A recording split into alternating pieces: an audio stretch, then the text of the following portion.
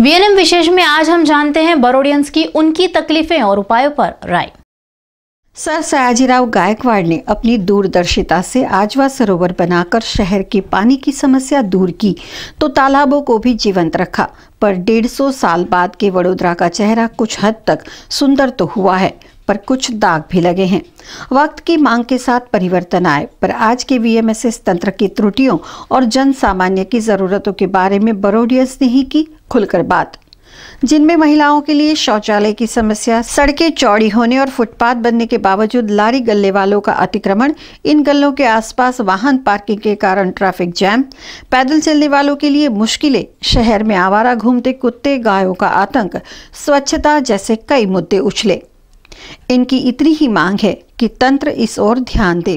Road रस्ता बधा कर्या छे पण सीनियर सिटीजन ने चालवा माटेनी कोई जगह नहीं, એટલે ગમે તે બાજુથી ગમે તે ગાડી આવે છે, ટ્રાફિક પોલીસ ધ્યાન રાખે પણ વ્યવસ્થિત રાખી શકે એમ નથી। એટલે સિનિયર સિટીઝન માટે કંઈક ચાલવાની કે સારી વ્યવસ્થા કરવી જોઈએ, અથવા 4 રસ્તે ક્રોસ કરવાનો તેને બહુ તકલીફ પડે છે। ગાર્ડનની અંદર કોઈ જાતની સફાઈ થતી નથી, લાઇટો બંધ રહે છે, એટલે સાંજે સિનિયર સિટીઝન અહીં બેસે ત્યારે અંધારામાં બેસી રહેવું પડે છે। આનું સોલ્યુશન એ છે કોર્પોરેશનને વોર્ડ ઓફિસની અંદર ગાર્ડનવાળા જે ભાઈ છે એમને કહેવું પડે કે ભાઈ આ લાઇટોની વ્યવસ્થા કરો, અને પોલીસ કમિશનરને એટલું કહેવું પડે કે ભાઈ આ ટ્રાફિક તમે બરાબર રાખો છો પણ સિનિયર સિટીઝનને જવા આવવા માટેની કંઈક વ્યવસ્થા કરો। આજકાલ કોર્પોરેશન પાર્કિંગ કરવા માટે, સાયકલો કે કાર મૂકવા માટે પોતાની જગ્યા કરે છે, બધા ફૂટપાથ નાના કરી નાખે છે, તો તેને લીધે પછી ચાલનાર માણસ માટે જગ્યા નથી। આજે 4 દરવાજાની અંદર તમે જુઓ, દાંડિયા બજાર વિસ્તારમાં જુઓ કે માણસો ચાલી નથી શકતા, બધે લારીઓવાળા, ગલ્લાવાળાઓ પોતપોતાના પથારા પાથરીને બેઠેલા હોય છે। એ પથારાને કારણે સિનિયર સિટીઝન માણસો ચાલી નથી શકતા।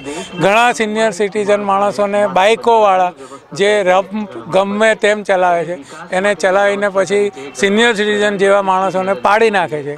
તો આ બધી વસ્તુ એને પછી પોલીસના દેખતા પણ જતા રહે છે, એને કોઈ અટકાવી નથી શકતું, એને કોઈ બોલી નથી શકતું। આ બધી વસ્તુ થાય છે, એ જરૂરી છે।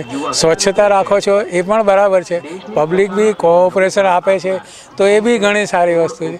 એટલે પબ્લિકને કોર્પોરેશન સામે બીજો વાંધો કોઈ નથી, પણ જે વસ્તુ કરે છે એ સિનિયર સિટીઝનને અથવા તો મિડલ ક્લાસ નાના માણસોને ધ્યાનમાં રાખીને જે કરવી જોઈએ એ નથી થતી। એમણે પેલા ભાઈએ કીધું તેમ કે બાગની અંદર લાઇટો ઓછી છે, હવે કોર્પોરેશન પાવર બચાવવાનો પ્રયત્ન કરે છે, પેલી LCD લાઇટો નાખી, LED લાઇટો નાખી અને એને લીધે બધે ઝાંખું થઈ ગયું છે।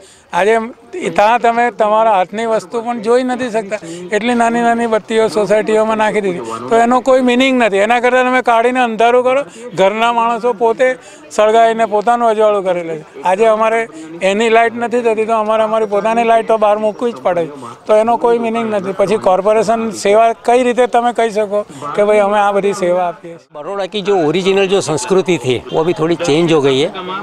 जो बाहर से लोग आए हैं वो यहाँ की जो संस्कृति है उसने थोड़ा बदल दिया है। बड़ौदा की जो ऐतिहासिक धरोहर है उसे थोड़ा बढ़ावा देना ज़रूरी है कि लोकल पब्लिक को यानी कि स्कूल के बच्चों को वगैरह को वो जो ऐतिहासिक मोन्यूमेंट्स है या बिल्डिंग्स है वो सब दिखाना चाहिए, तो कि उनको पता चले कि बड़ौदा में क्या था असल में।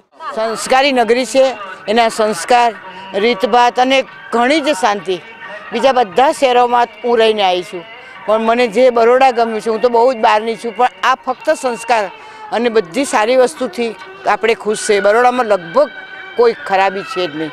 મારા માટે બરોડા મને બહુ જ પ્રિય છે અને સંસ્કાર છે। હવે સ્વચ્છતાની પણ હવે શરૂઆત આપણે કરી દીધી છે। ટ્રાફિક થોડો જામ થાય છે, એનું કારણ પણ ટ્રાફિકનો વાંક નથી, પબ્લિકનો વાંક નથી, બરોડાના સાંકડા છે જરાક રોડ। જે ગંદકી જે હતી તે હવે સુધારવા મળે, મગજ મનથી બધાને થાય છે હવે કે હું નાખતા પહેલા વિચાર કરે નથી નાખવું એમ। હવે અત્યારે એટલી જાગૃતિ આવી છે। ગુજરાતમાં બીજી સિટી કરતાં બરોડામાં બહુ ફેર છે, એ બાબતમાં ખરેખર સારું છે। અમારી છોકરીઓ જો રાતના 12 વાગે બી એકલી આવી શકે છે। પબ્લિક આવે છે તે બહાર ટોયલેટની બહાર જ એ લોકો કરી જાય છે, એટલે અમારે લોકોને જવું હોય ને તો એમાંથી જ જવું પડે છે। એટલે પબ્લિક પોતે સમજે કે આપ્યું છે ને પાણી પણ હોય છે તો સ્વચ્છ રાખે. રોડ જે બને છે અને તૂટે છે એની અંદર સુમેળ હોવો જોઈએ કે જેથી કરીને આપણી પબ્લિકના પૈસાનો દુર્વ્યય ન થાય. હજુ વધારે સ્વચ્છતા આવે એવી જરૂરી છે. એમણે પ્રોત્સાહન તો આપ્યું છે નરેન્દ્ર મોદીએ, પણ હજુ વધારે જરૂર છે. અમે સ્વચ્છ કરીએ છીએ અને બીજા પાડી જાય છે, એટલે સ્વચ્છ રાખવાની જરૂર છે. નરેન્દ્ર મોદીએ એક અભિયાન ચલાવેલું છે કે સ્વચ્છતા, પણ લોકો હજુ સ્વચ્છતામાં હજુ સમજતા નથી. પોતે કચરો ત્યાં દુકાનો આગળ નાખી દે છે, આ કરે છે. એટલે પોતે ડબ્બા રાખવા અને પોતાની ત્યાં રાખવો જોઈએ અને ગાડી આવવાને લઈ જાય એ તે સ્વચ્છતા હોય તો છે. અને બીજું બસ સ્ટેન્ડ હોય છે, બસ સ્ટેન્ડ તે દુકાનો કરી દીધી છે. માંડવી ન્યાય મંદિર આગળ જે બસ સ્ટેન્ડ છે બધી લારીઓ છે, તો એ બસ સિટી બસ ક્યાં ઊભી જાય, કાંઈ માણસો બેસે, એ બહુ ખોટી છે. પોલીસવાળાનું તો નથી પણ કોઈ ધ્યાન દોતું નથી, પણ એ ક્યાં લારીઓવાળાને ખસેડતા. બસ સ્ટેન્ડ એટલે બસ સ્ટેન્ડને આગળ કોઈ માણસ લારીઓ હોવી ના આવવી જોઈએ. એક મારું ધ્યાન છે. એટલે આપણે લાગતા બધા અધિકારીઓને મારી ધ્યાન દોરું છે કે આ થવું જોઈએ. એમ કે નર્મદા ભુવનમાં બધામાં કેટલી ગંદકી છે અત્યારે, એમાં એ બધી ટોયલેટની બધી વ્યવસ્થા કરે તો કેટલું સારું કહેવાય ને. કારણ કે એ સૌથી મોટો પ્રોબ્લેમ, કારણ કે જેટલા ગંદકી કરે, પડીકી થૂકે, એ બધું, અને એ બધું તો વધારે જ પ્રોબ્લેમ થાય છે ને એનાથી ગંદકી વધારે જ ફેલે છે અને બીમારી બી એટલી જ વધે છે. પછી એનો ઉપાય શું છે કે આપણે પોતે જાતે જ બધી સફાઈ કરીએ ને, કારણ કે આપણે લોકોએ સમજવા જેવું છે કે આપણે જો સમજીએ તો જ આપણે સફાઈ કરી શકીશું, નહીં તો આપણે નહીં સમજીએ તો કશું થવાનું નથી. આમાં જે સૌલભ શૌચાલય બનાવ્યા છે એની અંદર અત્યારે બરોડાનું સારામાં સારું બસ સ્ટોપ બન્યું છે. એની અંદર નરી ગંદકી મારે છે ને યુરિનના ટબો ભરાઈ ગયેલા છે. બીજું મારે કહેવાનું છે કે બરોડાની અંદર રસ્તા ખરાબ, ઢોર રસ્તા પર ફરે છે, સ્વચ્છતા અભિયાનમાં કશું કામ થતું નથી. અને મેઇન ઇમ્પોર્ટન્ટ ટ્રાફિકનો, હું અત્યારે કારેલી બાગમાં રહું છું અને જે ઉર્જા હોસ્પિટલ છે વાઘેશ્વરી, ત્યાં 4 રસ્તા છે, કોઈ જગ્યાએ 4 રસ્તા સિગ્નલ નથી. હું જસ્ટ નાઉ અમેરિકા કેનેડા ફરીને આવ્યો. સિગ્નલનું જો પાલન કરવામાં આવે અને મૂકવામાં આવે તો બરોડાની અંદર મિનિમમ એક્સિડન્ટ થાય. અત્યારે જે ઓવરબ્રિજ થયા છે અમિતનગરને બીજી જગ્યાએ જે ઓવરબ્રિજો થયા છે, એ ઓવરબ્રિજની નીચે અનઓફિશિયલી પાર્કિંગ થઈને લોકો અમદાવાદ અપડાઉન કરતા હોય છે. તો એની આગળ મારું એક એઝ અ એન્જિનિયર સજેશન છે કે એની અંદર નાના શોપિંગ સેન્ટર બનાવે જેથી પાર્કિંગ એવોઇડ થાય અને લોકોને પ્રોફેશનલ ધંધા મળે અને કોર્પોરેશનના આવક થાય. બરોડાનું જે એસટી સ્ટેન્ડ છે એમાં નેચરલી અમે લોકો લેડીઝ ટોયલેટમાં જે ત્યાં પુષ્કળ ગંદકી રહે છે. જો કોઈ સ્ટાફ મૂકે ત્યાં આગળ કે જે જાય એને પૈસા લઈને ત્યાં આગળ જઈ શકે અને દરેક વખતે સાફ કરી દે તો ત્યાં આગળ સ્વચ્છતા રહી શકે. લેડીઝ ટોયલેટમાં દરેક જગ્યાએ મૂકવા જોઈએ જેથી લેડીઝને પણ રહી શકે.